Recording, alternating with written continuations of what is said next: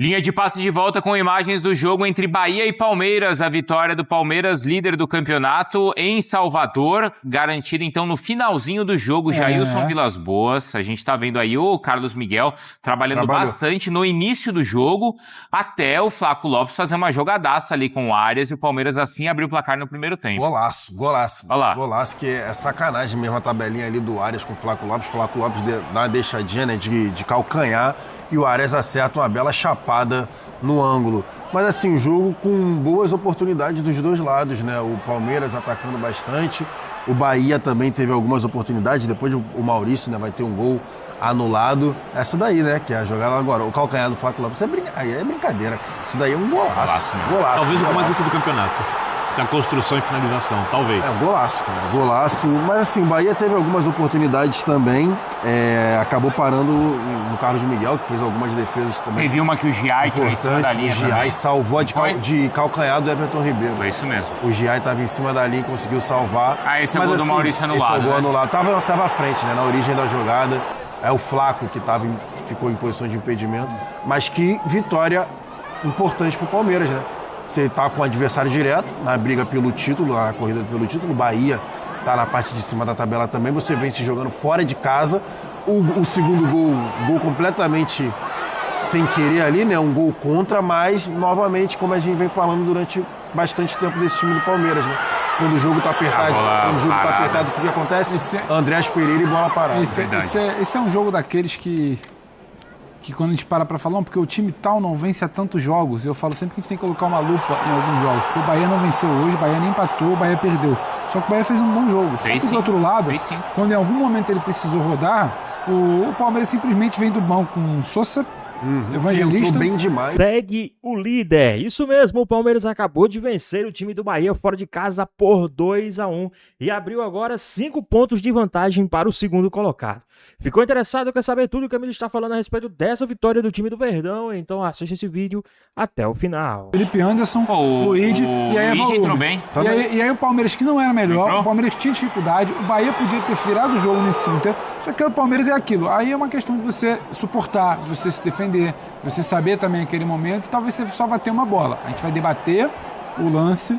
Sim. Lá, tudo bem. Sim. Mas é que não dá pra passar a história do jogo só pelo lance lá polêmico, foi falta ou não foi. O Palmeiras que soube se defender, o Palmeiras que levanta a bola, o Palmeiras que chega pra atacar e faz o seu gol, como faz. E a gente tem que falar também, o gol que o Lopes dá ali pro Arias finalizar daquele jeito, era um jogo muito complicado, era um jogo chato, era um jogo no Bahia travando o Palmeiras até ali, não tinha exatamente... Essa foi uma jogadaça do Luigi, aí saiu escanteio. Você fala de elenco. Falta ao Bahia, em algum momento, claro, ter um João Arias para tirar aquela bola da cartola, porque o Bahia tinha muito volume, o Bahia circulava, o Bahia tentava, não conseguia ser letal. E não conseguia ser letal. Só que num dado momento a bola escapa, e acho que é o Andrés que acha o Arias, com o Lopes que devolve um jogo de muita inteligência, porque o cara tá olhando ali pra cabeça dele, não sabe se ele vai levar pro fundo, se ele vai buscar cruzar, ele devolve no calcanhar. O Arias chega quase que mascado, o tapa que ele dá sem fazer muita força ali, e num lance ainda disputado, mascado, poucos jogadores vão dar aquele tapa naquela bola no Campeonato Brasileiro. Só que quando você contrata qualidade, tem disso. Tem disso. Você talvez não vai ter bola pra fazer 1-0 no primeiro tempo, e um cara desse vai te entregar. E talvez você não vai ter bola para vencer, mas você vai suportar um bom Bahia fora de casa e você vai vencer. O título, para mim, muitas vezes vai se dar nesses detalhes, Bruno. Não estou falando que o Palmeiras já é campeão, só porque ele é líder.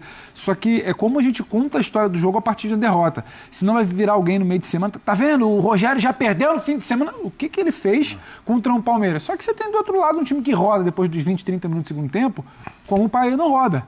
Um time que tem um Arias no primeiro tempo, como o Bahia talvez não teve para fazer, não teve volume. E olha é preciso contar o jogo por essa ótica. As mudanças do Bahia, quando entram o William José, o Ademir, bastante. É difícil. Mas aí tem uma coisa que chama a atenção, que é o Abel, quando dá 12, 13 minutos do segundo tempo, ou seja, quando vai bater 60 minutos de jogo, minutos de jogo, ele já chama ali 3 jogadores para mudar Bruno. De uma vez só. Aí o papo é outro. Mas no minuto seguinte sai o gol do Bahia. E ele não altera as substituições, ele mantém as substituições, ou seja, está muito claro que não é uma questão... faz o gol e poderia ter virado. Então, mas está muito claro ali que as substituições que ele faz e que ele pensa em fazer e que ele acaba fazendo... Não é só pelo gol sofrido. Não, pelo contrário, não está relacionado ao jogo, mas está relacionado à questão física, né? A minutagem. 60 minutos você tem que tocar 4 jogadores. Luiz, Lucas Evangelista e Sousa. E logo depois entrou o Felipe Anderson. quem sai na primeira leva? Arias, jogador que tecnicamente não há o que questionar, virou titular absoluto, porém tinha jogado data FIFA pela seleção colombiana, desgastado. O Bahia... E o Arias tinha um cartão amarelo. E já desfalca o time contra o Corinthians. Exato, um cartão bobo até, poderia ter evitado. Mas o Arias acaba sendo sacado justamente porque no começo do segundo tempo o Bahia voltou com um ritmo muito forte, o Bahia já estava merecendo o gol. O Abel percebeu esse desgaste físico e ele coloca jogadores com energia. O Luiz, principalmente, né, entrou bem justamente porque tinha fôlego, sangue novo. E é um castigo irônico também para o Rogério Ceni ter sofrido o gol que sofreu do Palmeiras, o primeiro, numa jogada muito bem trabalhada, de pé em pé, um calcanhar do Flaco Lopes, a batida linda do Arias, porque o Rogério foi muito infeliz no ano passado, quando deu aquela desdenhada, né, querendo resumir o jogo do Palmeiras à bola longa. E a gente sabe que o Abel está há tanto tempo no futebol brasileiro, não é porque tem uma cartada só, porque tem mais repertório, e esse repertório a gente viu hoje. Um golaço, o primeiro, e o segundo, a bola parada clássica do Palmeiras.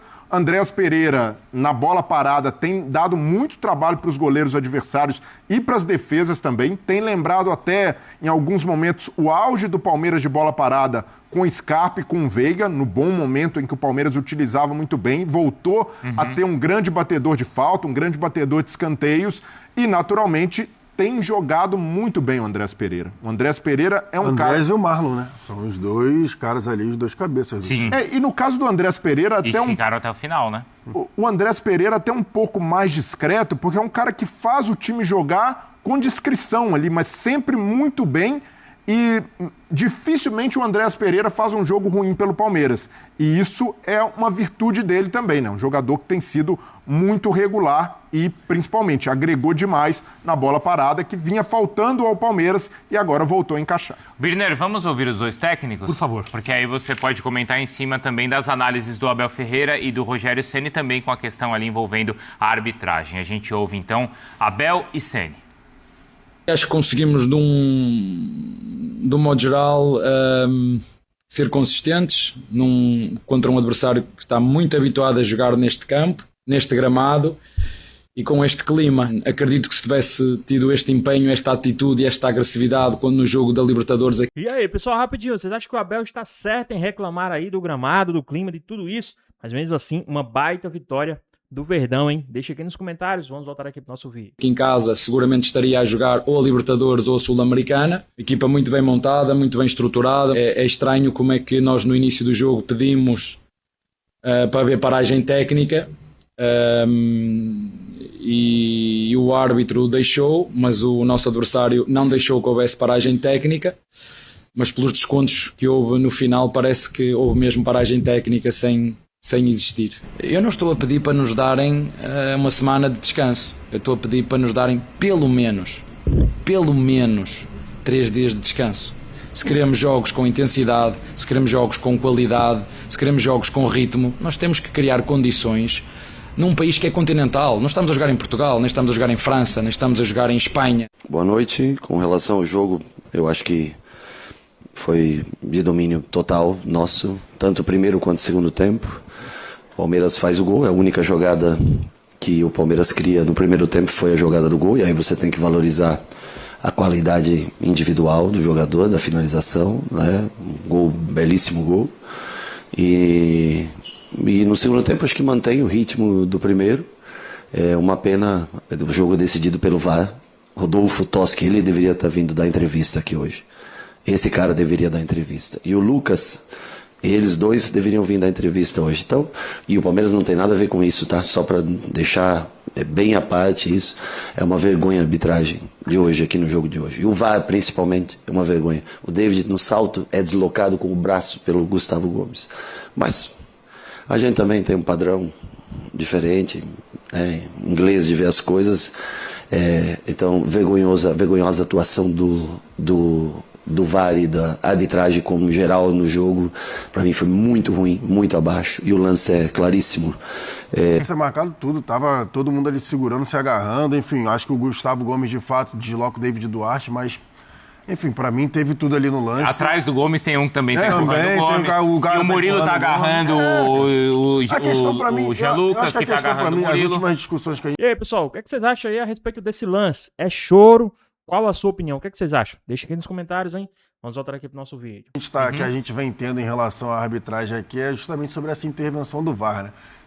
Exatamente o que o Breler chamou a atenção, de quando o lance tem ali da interpretação do árbitro que o VAR não tem que se meter. Acho que a última discussão da arbitragem que a gente está tendo aqui agora é só que a gente se acostumou aqui no Brasil, a gente estava tendo essa discussão no Sport Center, eu falei. A gente se acostumou aqui no Brasil do seguinte, toda jogada tinha intervenção do VAR. Todas as jogadas duvidosas tinha intervenção do VAR. E agora que algumas jogadas não estão, essa intervenção do VAR não está acontecendo, aí a gente, como todos, os treinadores, os jogadores, a própria torcida que está no estádio, tende a não entender por que não está rolando essa intervenção. E aí entra a CBF, né, que foi feita lá a comissão lá da arbitragem antes do campeonato começar, e aí as regras que foram feitas para essa temporada. E aí por isso que muitas vezes os torcedores estão estranhando. Por que o VAR não está chamando? Porque foi um combinado que foi feito antes, em relação justamente a algo que não era respeitado anteriormente. Que quando fosse lance duvidoso e que o VAR não tem lá o 100% de que o árbitro está errado, tem que manter a decisão do campo. E antes não era assim. Mas o que eu questiono no Rogério é que ele é um cara que a gente trata como referência no futebol brasileiro, de alguém que é propositivo, de alguém que tem boas ideias. Mas, nesse caso, ele sabe que o discurso dele vai alimentar amanhã... Não é só o Rogério, ele desculpa, mas sei. Se fosse contra o Palmeiras, o Abel Ferreira ia estar lá com os Você quer que o Rogério fala que ele redima o futebol brasileiro, é isso? Não é redima, mas nesse lance, reclamar de VAR e apontar vergonha como ele apontou, amanhã o Rogério contribui para esse círculo vicioso que é as pessoas que não gostam do Palmeiras ou não são palmeirenses vão criar a narrativa de que o campeonato está manipulado, o campeonato está arranjado. Já é esse, né? Então, exato. E num lance que não é para VAR, e até quem defende o não intervencionismo do VAR, amanhã vai fazer malabarismo, se o lado dele não for o do Palmeiras, para criar essa narrativa. E isso também é parte de quem pede e reivindica o futebol melhor, inclusive do Abel, que muitas vezes não sabe também lidar com esse tipo de interpretação que tem de ser do árbitro de campo. E eu não estou individualizando... O Abel usa a entrevista para pressionar a arbitragem. Todos os técnicos fazem isso. Eu lamento que seja assim. Eu não gosto que seja assim. Mas eu gosto? Não. Tinha que ser assim? Eu acho que não. Se eu fosse técnico, eu faria? Eu faria. Mas até para pressionar a arbitragem, tem de ter argumento plausível. Nesse caso do Rogério, Pedro, o VAR você achou que foi não pênalti? É um argumento válido. Foi pênalti, foi falta, você achou? Eu achei que foi falta, mas eu não vou passar, né? Na minha visão, eu tinha que pagar para dar opinião, a minha opinião. A história do jogo para mim não vai ser só essa. Porque o VAR tinha que dar entrevista, estou de acordo. Só que eu acho que assim, o ser humano, não o VAR, mas se o árbitro de campo para mim que errou. O ser humano ele é falho. A gente vai ficar refém, sim, de uma arbitragem impressionada. Olha, vai profissionalizar, não vai. Uma arbitragem impressionada, ela está ali, ela tem uma fração de segundos. Ele não deu falta, eu daria. Ao mesmo tempo, tem gente que diz que é braço de jogo.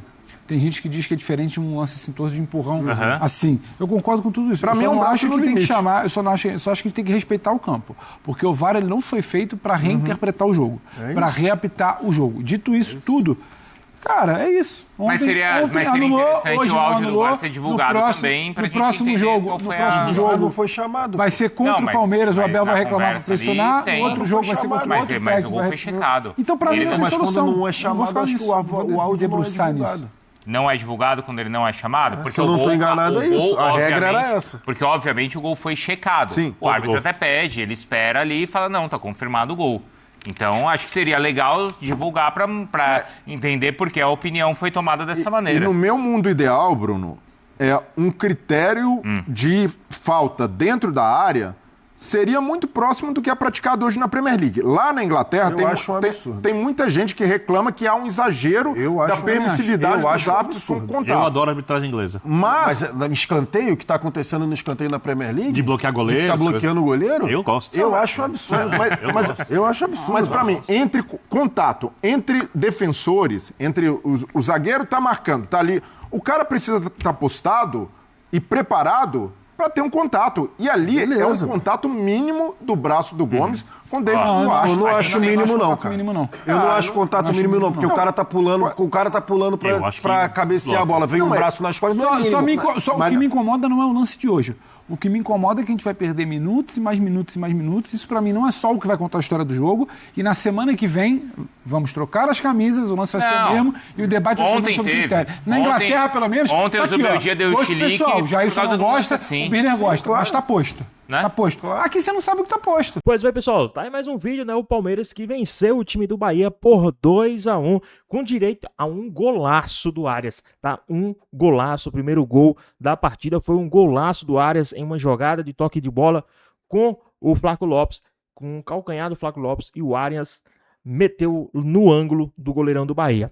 E com isso, o Palmeiras venceu a partida por 2-1 e abriu 5 pontos de vantagem para o segundo colocado, que é o São Paulo, que tem 20 pontos, né? Lembrando que agora o Palmeiras se prepara para quarta-feira, fora de casa, enfrentar o time do Júnior na abertura do primeiro jogo da fase de grupos da Libertadores e volta no domingo para enfrentar dentro da Neoquímica Arena, né, o time dos caras dos Gambá, aí pelo clássico do Campeonato Brasileiro, né? Então, uma semana muito importante, mais uma vitória muito importante também para o time do Verdão, uma vitória que pode dar um ânimo a mais para esse time do Palmeiras nessa vitória contra o time do Bahia, né? Um jogo muito difícil, um gramado muito difícil, a gente viu lá que o gramado estava bem desgastado, mas mesmo assim o time do Palmeiras conseguiu essa vitória e, querendo ou não, uma baita vitória e uma boa vantagem aí, né, para rumo, né, a briga, lógico, a gente sabe da dificuldade, faltam muitas partidas ainda, mas